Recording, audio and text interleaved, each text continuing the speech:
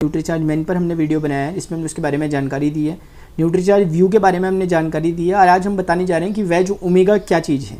Nutricharge तो वो agency है, वो कंपनी है जो हमें वेज ओमेगा को देती है, लेकिन ये वेज ओमेगा होता क्या है? जैसे प्रोटीन, कैल्शियम, आयरन, यानी हम जानते हैं कि भाई हमें मिनरल चाहिए, प्रोटीन चाहिए, कार्बोहाइड्रेट चाहिए, विटामिन चाहिए, ये सब हम जानते हैं हमारे शरीर को चाहिए।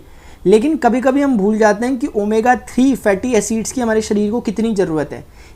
इसकी ज़रूरत हमारे शरीर को इसलिए ज़्यादा हो जाती है क्योंकि हमारा शरीर इसको खुद नहीं बनाता, लेकिन उसको ज़रूरत पड़ती है। तो इसके लिए हमें कुछ ऐसी चीज़ें बाहर से खानी पड़ती हैं, कुछ ऐसी चीज़ें लेनी पड़ती है जिनमें ओमेगा 3 फैटी एसिड मिल रहा होता है। तो इसी को बोला गया, इसलिए सिर्फ हेल्दी फैट माना जाता है जो स्वास्थ्य के लिए कई तरह से फ़ायदेमंद है। शरीर में इसकी कमी से स्किन ड्राई हो जाती है, किसी की रूखी रूखी स्किन हो जाती है, डैंड्रफ हो जाता है अगर आपने कभी ऑब्जर्व किया होगा, या फिर बालों का भंगुर होना, बाल झड़ने लग जाते हैं। इसके अलावा अवसाद, जोड़ों में दर्द, थकान, कमजोरी, अनिद्रा, नींद नहीं आना, मूड स्विंग होना, इस तरह की जो कंडीशंस होती हैं, आंखों में सूखापन, नाखून कमज़ोर हो जाते हैं, ये सब का जो प्रमुख कारण है, कहीं ना कहीं उसका एक प्रमुख कारण ओमेगा 3 फैटी एसिड की कमी होता है। शरीर इसको खुद नहीं बनाता, हमें कुछ ऐसी चीज़ें खानी चाहिए जिनसे हमें ओमेगा 3 फैटी एसिड मिलता है, लेकिन हमें इस बारे में जानकारी नहीं होती है, तो हम अपनी डाइट में से शामिल नहीं करते हैं और इससे फिर ये तरह के हमें नुकसान होते हैं।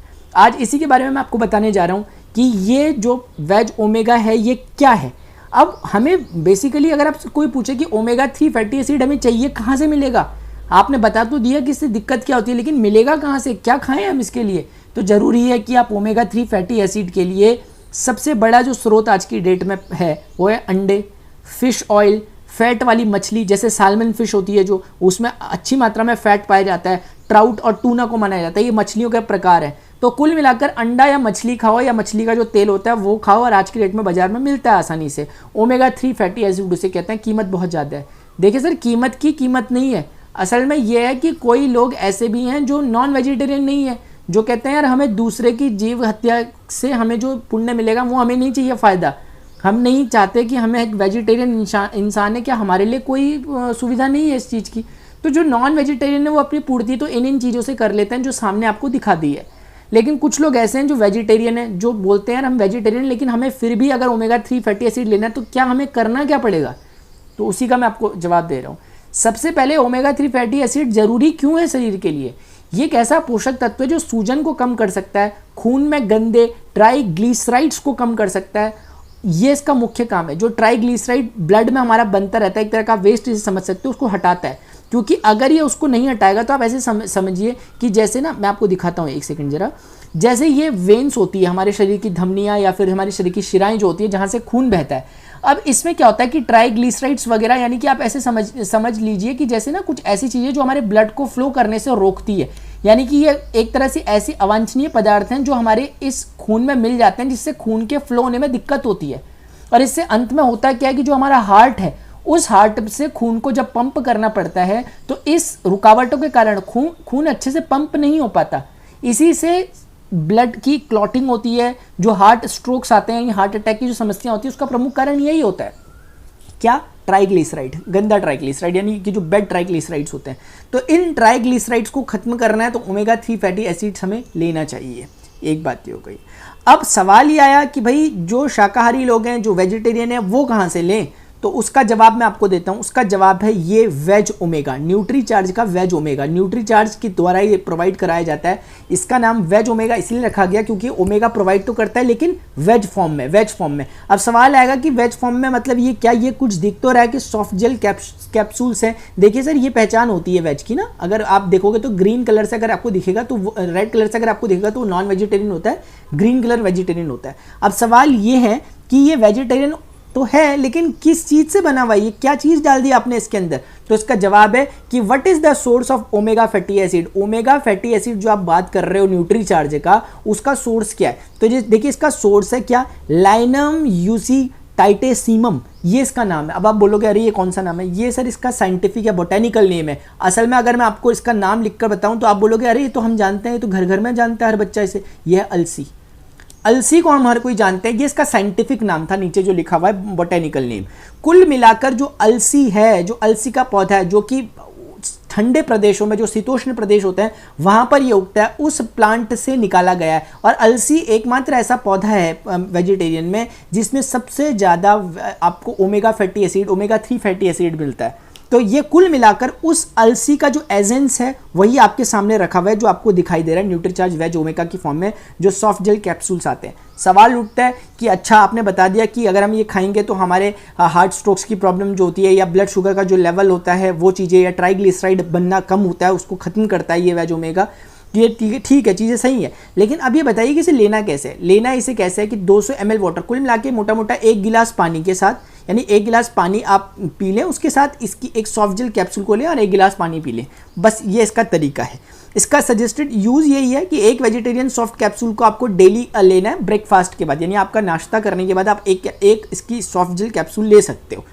अब कुछ सवाल ऐसे जो फ्रीक्वेंटली आस्क्ड क्वेश्चन है, यानी कि लगातार पूछे जाते हैं लोगों के द्वारा, तो उसको मैंने यहाँ पर ले लिया है। वो क्वेश्चंस कुछ इस तरीके के हैं। सबसे पहले कि इसके लिए एज क्राइटेरियन क्या है, यानी कितनी उम्र होनी चाहिए इसको लेने के लिए, क्या कोई सीमा है? जी सर, बिल्कुल सीमा है। 12 साल से नीचे के बच्चों को आप इसे नहीं देंगे, कि 12 साल से ऊपर के लोग इसे ले सकते हैं, ये आप ध्यान रखें, 12 साल से छोटों को नहीं देना।